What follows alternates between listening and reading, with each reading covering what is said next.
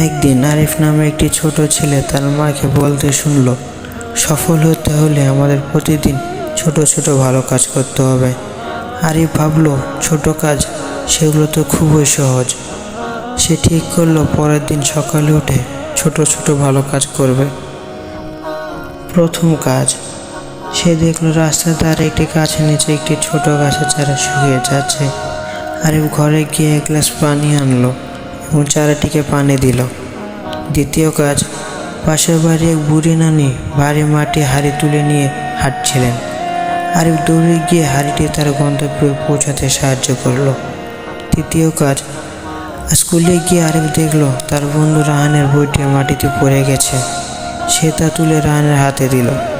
দিন শেষে আরিফ খুব আনন্দ অনুভব করলো। সে বুঝতে পারলো ছোট ছোট ভালো কাজ করতে কষ্ট হয় না, কিন্তু এগুলো মানুষের মনে অনেক বড় প্রভাব ফেলে। প্রতিদিনের ছোট ছোট ভালো কাজগুলো আমাদের জীবনকে সুন্দর করে তোলে ও আমাদের মনকে পরিষ্কার রাখতে সাহায্য করে। আমরা ইনশাল্লাহ চেষ্টা করব প্রতিদিন ছোট ছোট কিছু ভালো কাজ করার। এমন আরও গল্প পেতে আমাদের চ্যানেলটিকে এখনই সাবস্ক্রাইব করে রাখুন।